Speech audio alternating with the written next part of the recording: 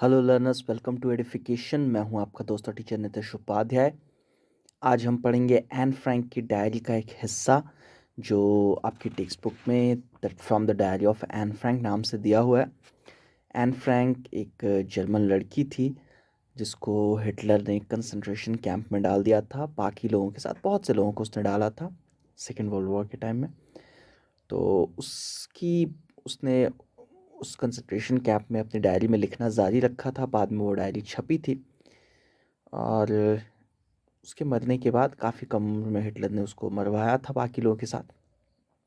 फिलहाल हम लोग उस डायरी का जो हिस्सा यहाँ दिया हुआ है उसको पढ़ लेते हैं, क्या लिखती हैं ये। तो शुरू करते हैं इसको। Writing in a diary is a really strange experience for someone like me. लिखती हैं कि डायरी में लिखना एक काफ़ी विचित्र अनुभव है मेरे जैसे इंसान के लिए। Not only because I have never written anything before, but also because it seems to me that later on, neither I nor anyone else will be interested in the musings of a 13-year-old schoolgirl. क्यों है विचित्र अनुभव? सिर्फ इसलिए नहीं क्योंकि मैंने पहले कभी नहीं लिखा कुछ भी, बल्कि इसलिए भी क्योंकि मुझे ऐसा लगता है कि बाद में ना तो खुद मुझे ना ही किसी और को कोई दिलचस्पी होगी यह जानने में कि 13 साल की एक लड़की क्या सोचती है। म्यूजिंग्स विचारों को कहा जाता है, ठीक है। Oh well, it doesn't matter, I feel like writing and I have an even greater need to get all kinds of things off my chest. कहती है खैर, इसका कोई मतलब नहीं बनता, इससे कोई फ़र्क नहीं पड़ता। मुझे मेरा मन कर रहा है लिखने का और मुझे सॉरी, और मुझे ऐसा लगता है कि मुझे बहुत ज़रूरत है ढेर सारी चीज़ों का बोझ अपने सीने से उतारने की। Paper has more patience than people. कहती हैं कागज में इंसानों से ज़्यादा सब्र होता है। I thought of this saying on one of those days when I was feeling a little depressed and was sitting at home with my chin in my hands, bored and listless, wondering whether to stay in or go out. कागज में इंसानों से ज़्यादा सब्र होता है। इस कहावत के बारे में मैं एक दिन सोच रही थी जब मैं थोड़ी परेशान थी और डिप्रेस्ड फील कर रही थी और सादग्रस्त, मतलब एक निराश वाली भावना में मैं थी। और मैं घर पे बैठी हुई थी अपनी ठुड्डी को अपने हाथों में लेके। मैं बोर हो रही थी, मेरे अंदर कोई काम करने की इच्छा नहीं हो रही थी। लिस्टलेस, जब एकदम आदमी सुस्त सा महसूस करे, कुछ करने का मन ना करे, तो वो होता है लिस्टलेस। तो मैं ऐसे बैठी हुई थी और मैं सोच रही थी, वंडरिंग, सोच रही थी कि मैं बाहर जाऊं या घर में ही रहूं। I finally stayed where I was brooding. Yes, paper does have more patience. कहती हैं कि आखिरकार मैं वहीं बैठी रही जहाँ मैं थी, वहीं रही जहाँ मैं थी। ब्रूडिंग, ब्रूडिंग का मतलब होता है ना, एक तरीके से खींचते हुए, झींकते हुए कह सकते हैं। मतलब अपने विचारों में डूबे हुए अनमने ढंग से। तो मैं बस वहीं बैठी रही सोचते हुए किसी चीज़ को, किसी बुरी चीज़ को। हाँ, ये कहना सही है कि हाँ, कागज में इंसानों से ज़्यादा सब्र होता है। Yes, paper does have more patience, and since I am not planning to let anyone else read this stiff backed notebook grandly referred to as a diary, unless I should ever find a real friend, it probably won't make a bit of difference. कहती है हाँ, ये सच है कि कागज में इंसानों से ज़्यादा सब्र होता है, और चूंकि मैं वैसे भी किसी को ये पढ़ाने नहीं वाली, ये जो चीज़ है जो बस सख्त पीठ वाली एक नोटबुक है, जो हार्ड कवर कह लीजिए आप, हार्ड कवर नोटबुक है जिसको लोग बड़े ग्रैंडली, यानी कि बड़े बढ़ा चढ़ा के तरीके से कह सकते हैं। ग्रैंड काफ़ी भव्य होता है, जो चीज़ काफ़ी सुंदर हो देखने में या फील करने में, तो जिसको एक तरीके से बढ़ा चढ़ा के लोग डायरी कहते हैं। यहाँ ये कहना चाहती है कि डायरी का मतलब क्या है, ये तो बस नोटबुक ही है, थोड़ा थोड़ा ये अलग तरीके की नोटबुक है। तो चूंकि ये चीज़ जो है मैं किसी को पढ़ाना नहीं चाहती, unless I should ever find a real friend, जब तक कि मुझे कोई वाकई सच्चा दोस्त ना मिल जाए।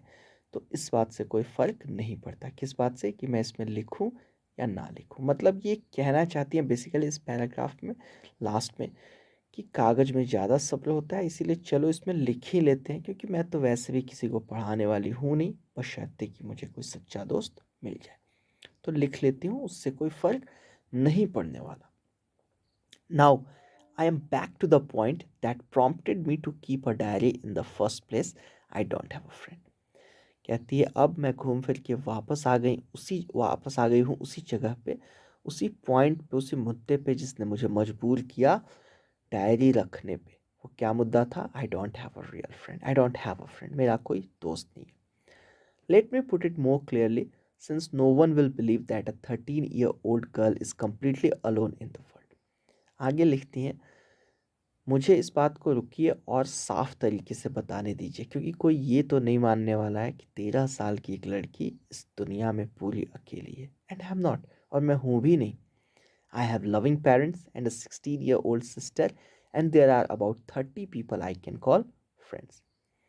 कहती हैं कि मेरे बहुत प्यार करने वाले माँ बाप हैं और 16 साल की एक बड़ी बहन है, और लगभग 30 ऐसे लोग हैं जिन्हें मैं दोस्त कह सकती हूँ। I have a family, loving ants and a good home. कहती है मेरा एक परिवार है, प्यार करने वाली आंटियां हैं, बुआ या चाचियां, मौसियां, सब सब कुछ अंग्रेजी में तो आंट ही होता है। एंड अ गुड होम, और मेरा एक अच्छा सा घर है। No, on the surface I seem to have everything except my one true friend. कहती है नहीं, वास्तव में ऐसा लगता है देखने से कि मेरे पास सब कुछ है, सिर्फ एक चीज़ की। वो क्या है? एक सच्चा दोस्त। All I think about when I am with friends is having a good time. कहती है कि जब मैं दोस्तों के साथ होती हूँ तो मैं बस एक ही चीज़ पे ध्यान देती हूँ, और वो क्या है? हैविंग अ गुड टाइम, मज़े लेने के। I can't bring myself to talk about anything but ordinary everyday things. कहती है मैं उन लोगों से किसी और मुद्दे पर बात कर नहीं पाती सिवाय ये जो रोज़मर्रा की छोटी मोटी चीज़ें हैं उनके अलावा।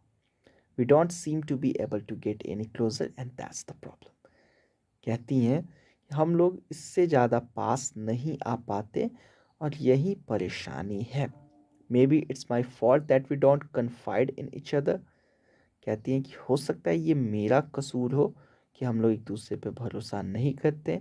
इन any case that's just how things are, and unfortunately they are not liable to change. This is why I have started the diary. कहती हैं हो सकता है ये मेरा ही दोष हो कि हम एक दूसरे पे भरोसा नहीं करते। खैर चाहे जो भी बात हो, बस चीज़ें ऐसी ही हैं, और दुर्भाग्य से ये चीज़ें कभी बदलने भी नहीं वाली। यही वजह है कि मैंने इस डायरी की शुरुआत की है।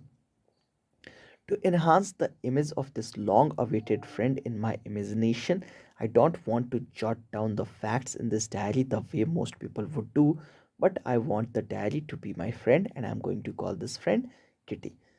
कहती है कि ये जो मेरी दोस्त है जिसका मैंने लंबे वक्त से इंतज़ार किया था, अपनी कल्पना में मैं इसकी तस्वीर को और सुंदर बनाना चाहती हूँ, और इसी वजह से मैं अपनी डायरी में बस कुछ भी नहीं लिख लूँगी। जॉट डाउन का मतलब तेज़ी से घिस के लिख लेना।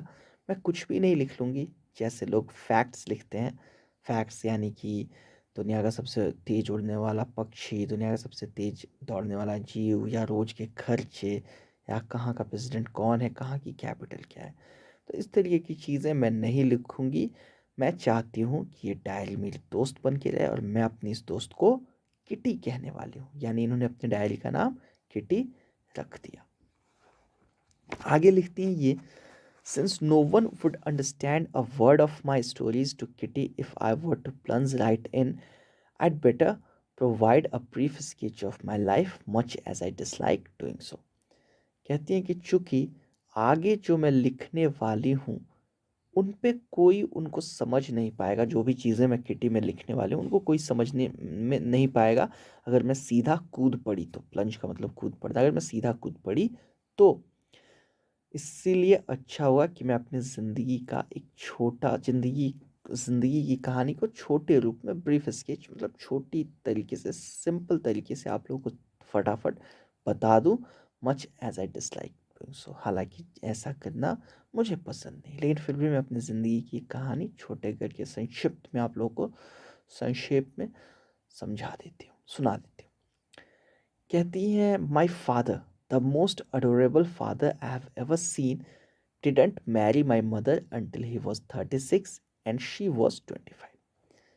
कहती है, मेरे पिता जो इस दुनिया में सबसे ज़्यादा प्यार करने वाले पिता हैं, उन्होंने मेरी माँ से तब तक शादी नहीं की जब तक वो खुद 36 की और मेरी माँ 25 की ना हो गई। My sister maggot was born in Frankfurt in Germany in 1926। मेरी बहन मार्गट मैरगट, इसको क्या पढ़ते हैं एग्जैक्टली मुझे ध्यान में नहीं आ रहा। आप लोगों ने अगर सुसाइड स्क्वाड देखी हो तो उसमें हार्ले क्विन का जो रोल करती हैं उनका नाम भी मार्गट रॉबी है, तो मैरगट या मार्गट उनका नाम है, ठीक है। तो खैर मेरी दोस्त, हम लोग मैगट ही कहेंगे इसको, मेरी दोस्त मैगट, मेरी बहन मैगट, वो पैदा हुई थी फ्रैंकफर्ट में जो कि जर्मनी में है 1926 में। आई वॉज बॉर्न ऑन 12 जून 1929 और मैं पैदा हुई थी 1929 के जून में 12 तारीख को। I lived in Frankfurt until I was 4। My father emigrated to Holland in 1933। कहती हैं कि मैं फ्रैंकफर्ट में ही रही जब तक कि मैं 4 साल की ना हो गई। मेरे पिता हॉलैंड चले गए 1933 में। My mother, Edith Hollander Frank, went with him to Holland in September, while Margaret and I was sent to Aachen to stay with our grandmother. मेरी माँ, जिनका नाम था एडिथ हॉलैंडर फ्रैंक, वो भी उनके साथ, मेरे पिता के साथ हॉलैंड चली गई सितंबर के महीने में। लेकिन मेरी बहन और मैं, हमें भेज दिया गया अपनी दादी माँ के साथ रहने के लिए आकेन में। ये कोई जगह थी जर्मनी में। Margaret went to Holland in December and I followed in February when I was plunked down on the table as a birthday present for Margaret.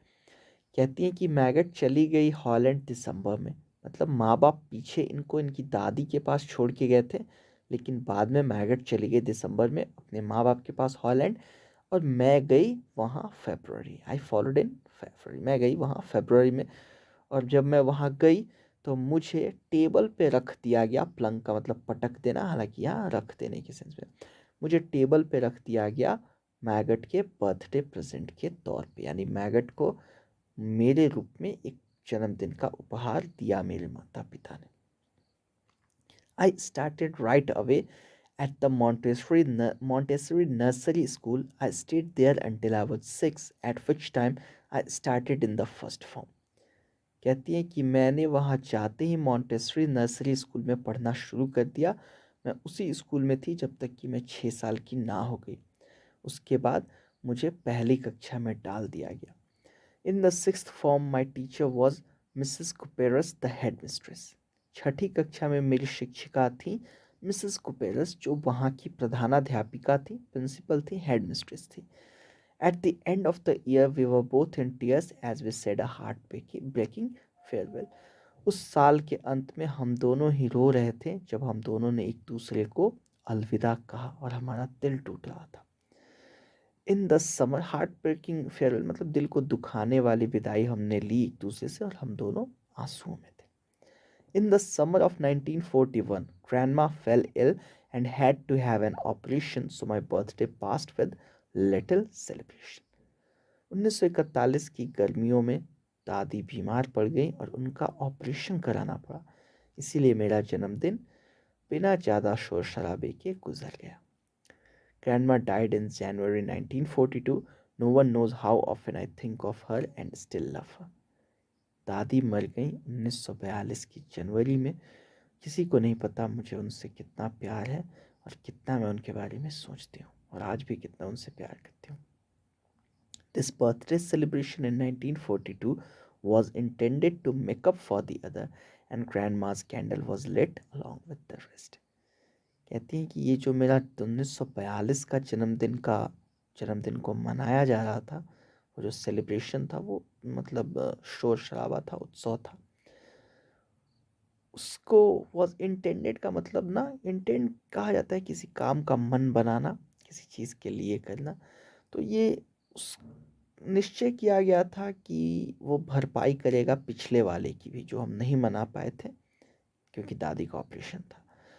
और इसीलिए 1942 वाले को हमने 1941 वाले से के भी बदले में मनाया, मतलब बढ़ा लिया। मेकअप करना मतलब किसी चीज़ की भरपाई करना। और दादी माँ के लिए भी एक मोमबत्ती बाकी मोमबत्तियों के साथ जलाई गई थी। The four of us are still doing well, and that brings me to the present date of 20th June 1942 and the solemn dedication of my diary. कहती हैं कि हम चारों अभी भी ढंग से हैं, ठीक ठाक हैं, और फिर अब उसी वजह से मैं यहाँ लौट के आती हूँ आज के दिन में।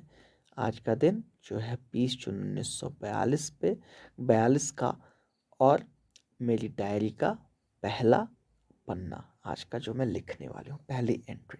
सॉलम डेडिकेशन मतलब एक तरीके से सॉलम कहा जाता है कोई चीज़ पवित्र हो, गंभीर हो, और डेडिकेशन समर्पण होता है। यहाँ ये कहना चाहती है मेरी डायरी की पवित्रता मैं जा रही हूँ आज से एक तरीके से उसको समर्पित करने, अपनी पवित्रता डायरी को समर्पित करने, मतलब अपना दिल खोल के अपनी डायरी में रखने, ऐसा ही कुछ इसका मतलब निकल सकता है।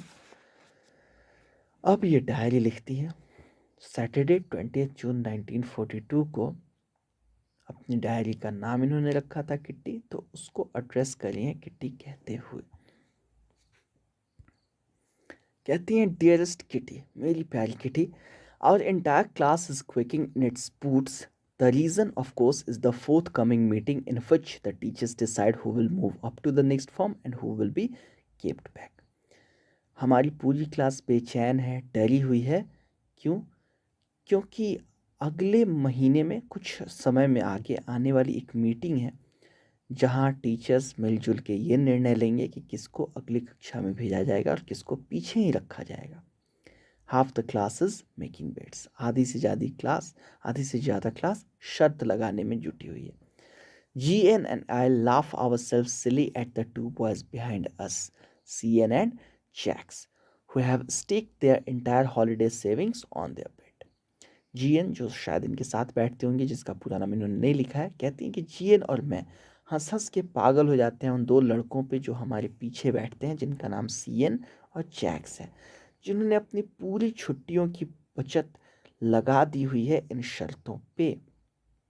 स्टेक का मतलब होता है वर्ब के तौर पे दांव पे लगा देना, और बेट शर्त होती है। सेविंग्स यानी बचत, जो पैसे इन्होंने बचाए थे छुट्टियों में उन्होंने दांव पर लगा दिए।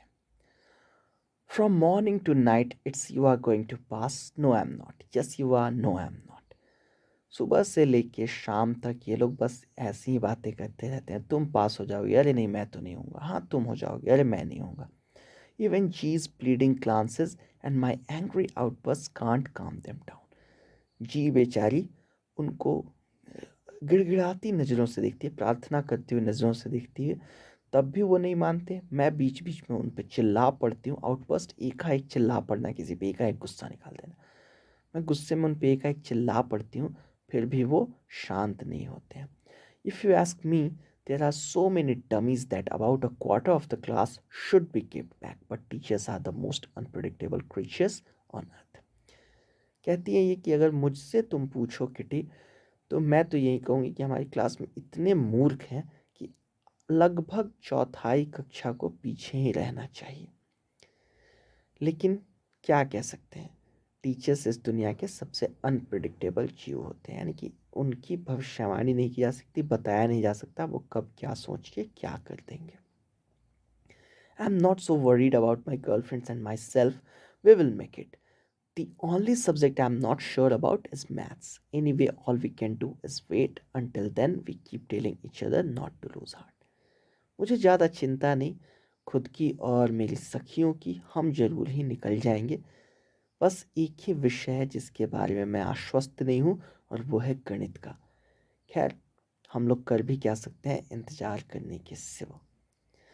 तब तक के लिए हम बस एक दूसरे को कहते रहते हैं कि दिल छोटा मत करो। I get along pretty well with all my teachers. Get along का मतलब पटना निभना। कहते हैं मेरे मेरे सारे शिक्षकों से मेरी अच्छी पटती, अच्छी निभती है। There are 9 of them, 7 men and 2 women. 9 हैं लगभग हमारे शिक्षक, 9 शिक्षक हैं हमारे, 7 मर्द और 2 औरतें। Mr. Keesing, the old fogey who teaches maths was annoyed with me for ages because I talked so much. Mister Keesing, वो बूढ़े फॉगी फॉगी जिसका स्टाइल काफ़ी पुराना हो, वो बूढ़े फॉगी जो मैथ्स पढ़ाते हैं, वो मुझसे काफ़ी कुढ़े हुए रहते थे। अनॉयड मतलब कुढ़े हुए रहते थे with me for ages, for age मतलब लंबे वक्त तक मुझसे कुढ़े रहते थे। क्यों? क्योंकि मैं काफ़ी बात करती थी। After several warnings he assign me extra homework and essay on the subject a chatter box. कई बार उन्होंने मुझे चेतावनी दी और जब मैं नहीं मानी तो उन्होंने मुझे एक्स्ट्रा होमवर्क थमा दिया। किस चीज़ का? एक ऐसे लिख के आइए, एक निबंध चैटर बॉक्स पे। चैटर बॉक्स यानी बातूनी। चैटर बॉक्स, बातूनी कह लीजिए, गपोड़ा कह लीजिए, गपोड़ी कह लीजिए। एक गपोड़ी, एक बातूनी, what can you write about that? इसके बारे में आप क्या लिख सकते हैं? I would worry about that later, I decided. मैंने सोचा खैर इसकी चिंता मैं बाद में करूंगी। I jotted down the title in my notebook, tucked it in my bag and tried to keep quiet. मैंने फटाफट टाइटल अपने नोटबुक पर लिख लिया ऐसे का। उस नोटबुक को मैंने अपनी बैग में खोस लिया, रख लिया और फिर उसके बाद शांत बैठने की कोशिश करने लगी। That evening, after I had finished the rest of my homework, the note about the essay caught my eye. उस शाम को जब मैंने अपना बाकी का काम ख़त्म कर लिया, तब उस निबंध के बारे में जो नोट मैंने लिखा था उस पर मेरी नज़र पड़ी। I began thinking about the subject while chewing the tip of my fountain pen.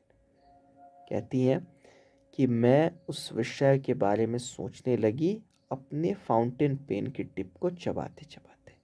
Anyone could ramble on and leave big spaces between the words, but the trick was to come up with convincing arguments to prove the necessity of talking. क्या कहती हैं कि कोई भी लिख सकता है उस विषय पे कुछ भी। रैम्बल ऑन मतलब फालतू की बकवास कोई भी कर सकता है, शब्दों के बीच बड़ी बड़ी जगह छोड़ के कि देखिए मैंने इतने पन्ने भर दिए। लेकिन मुझे कुछ ऐसा लिखना था जिसको सुन के आपको लगे कि हाँ, बात करने की भी काफ़ी ज़रूरत होती है, यानी कि बात करना भी ज़रूरी होता है, गप मारना। I thought and suddenly I had an idea. I wrote the 3 pages Mr. Keesing had assigned me and was satisfied. मैंने सोचा सोचा, काफ़ी देर सोचा और एकाएक मेरे दिमाग में एक ख्याल आया। मैंने उन 3 पन्नों को जो मिस्टर किसिंग ने मुझसे लिखने के लिए कहे थे, यानी कि मिस्टर किसिंग ने कहा था कि 3 पन्ना आपको लिखना है कम से कम, उनको मैंने ख़त्म किया एंड वॉज सेटिस्फाइड, और मैं संतुष्ट थी कि मैंने जो लिखा है वो सही लिखा है। I argued that talking is a student's trait and I would do my best to keep it under control, but that I would never be able to cure myself of the habit since my mother talked as much as I did, if not more, and that there is not much you can do about inherited traits. मैंने क्या चीज़ें लिखी थी? मैंने क्या argued मतलब मैंने बहस की थी। मैंने ये चीज़ें लिखी थी वहाँ पे कि बात करना एक छात्र का गुण होता है और मैं पूरी कोशिश करूँगी उसको नियंत्रण में रखने की, लेकिन मैं कभी भी उस चीज़ से छुटकारा नहीं पा सकती क्योंकि मेरी माँ भी अगर मेरे से ज़्यादा नहीं तो कम से कम मेरे जितना तो बात करती ही है। और आप आनुवांशिक लक्षणों का कोई इलाज नहीं कर सकते, यानी माँ बाप से जो गुण बच्चों में जाते हैं उनको उनका कोई उपचार नहीं किया जा सकता। तो अगर मेरी माँ गपोड़ी है तो मैं भी गपोड़ी हूँ और इससे मैं बच नहीं सकती, ऐसा ये कहने की मैडम कोशिश करी। Mister Keesing had a good laugh at my arguments, but when I proceeded to talk my way through the next lesson, he assigned me a second essay. Mister Keesing को काफ़ी हंसी आई मेरी इन चीज़ों पे, मेरे इन विचारों को देख के, पढ़ के। लेकिन जब मैं उनसे बात करने लगी आगे बढ़ने के बारे में, अपने अगले अध्याय के बारे में, तो उन्होंने मुझे एक दूसरा निबंध भी थमा दिया। This time it was suppose to be on an incorrigible chatter box. इस बार ये किस बारे में था? एक ऐसी बातूनी जो कभी सुधर नहीं सकती। I handed it in and Mr. Keesing had nothing to complain about for 2 whole lessons. मैंने वो भी लिख के थमा दिया और मिस्टर कीसिंग साहब ने अगले 2 लेसन्स तक किसी चीज़ के बारे में शिकायत नहीं की। However, during the 3rd lesson he had finally had enough.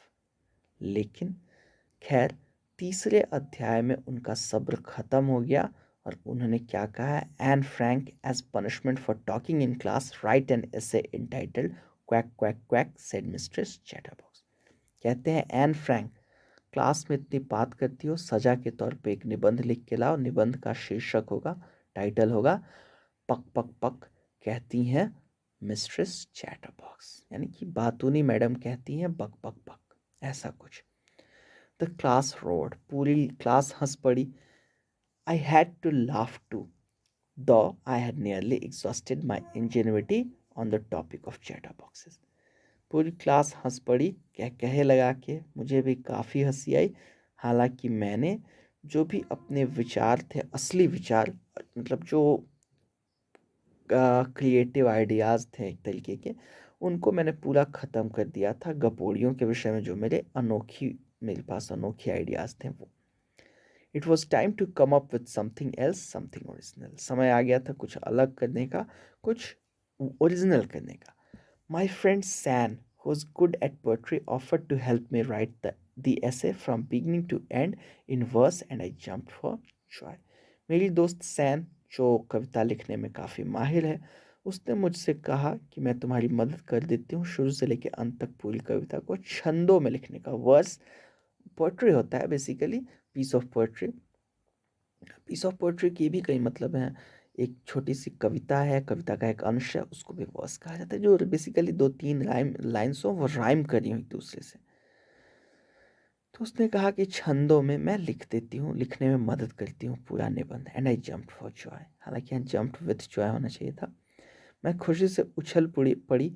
Mister Keesing was trying to play a joke on me with this ridiculous subject, but I would make sure the joke was on him. Mister Keesing मेरा मजाक उड़ाने की कोशिश कर रहे थे इस फालतू के टॉपिक को लेके, लेकिन मैं अब ऐसा करने वाली थी कि मजाक उनका ही उड़ जाता। I finished my poem and it was beautiful. It was about a mother duck and a father swan with 3 baby ducklings who were bitten to death by the father because they quacked too much. मैंने अपनी कविता ख़त्म की और वो काफ़ी खूबसूरत थी। कविता किस बारे में थी? एक माता बत्तख के बारे में और पिता हंस के बारे में, जिनके 3 छोटे छोटे बच्चे थे, जिनको पिता ने काट काट के मार डाला क्योंकि वो बहुत ज़्यादा पक बक करते थे। क्वैक का मतलब वो जो पक पक की आवाज़ करते हैं ना, बत्तख, मुर्गियाँ भी करती है, उसको कहा जाता है क्वैक। तो luckily mister Keesing took the joke the right way. He read the poem to the class, adding his own comments and to several other classes as well. सौभाग्य से मिस्टर कीसिंग ने उस चुटकुले को अच्छे से लिया, यानी उन्होंने उसका बुरा नहीं माना। उन्होंने वो कविता पढ़ के हमारी क्लास में सुनाई, अपनी भी उसमें कई बातें रखी और कई दूसरी क्लासेस में भी उन्होंने वो कविता जाके सुनाई। Since then I have been allowed to talk and haven't been assigned any extra homework. On the contrary, Mr. Keesing is always making jokes these days. कहती हैं आगे कि तब से मुझे पूरी इजाज़त है बात करने की और तब से मुझे कोई एक्स्ट्रा होमवर्क भी नहीं दिया गया। उसके उल्टा, बिल्कुल उल्टा, मिस्टर कीसिंग खुद ही आजकल चुटकुले कहते रहते हैं, गप करते रहते हैं। योर्स एन, तुम्हारी एन। और ऐसा कह के एन फ्रैंक ने अपनी डायरी का ये पेज ख़त्म किया और आपका ये चैप्टर भी ख़त्म हुआ। उम्मीद करता हूँ मेरा पढ़ाना आपको कुछ काम आया हो। और पीछे ये रेलवे वाले हॉर्न बजा बजा के दिमाग ख़राब कर रहे थे बैकग्राउंड में, तो आई एम सॉरी, ऐसी ही आवाज़ आएगी आपको मेरी वीडियोस में। तो मिलते हैं अगले किसी वीडियो में, तब तक के लिए stay safe, take care and keep learning. उम्मीद करता हूँ आपको ये लेसन समझ में आया होगा। अगर ऐसा है तो प्लीज़ लाइक का बटन दबाइए, वीडियो अच्छा लगा हो तो, और साथ में नीचे कमेंट करके हमें ज़रूर बताइए अगर वीडियो नहीं पसंद आया, या आप ये भी बता सकते हैं कि आप आने वाली वीडियोस में क्या चाहते हैं। शेयर ज़रूर कीजिए अपने दोस्तों के साथ अगर पसंद आया हो, और सब्सक्राइब ज़रूर कीजिए हमारे चैनल को।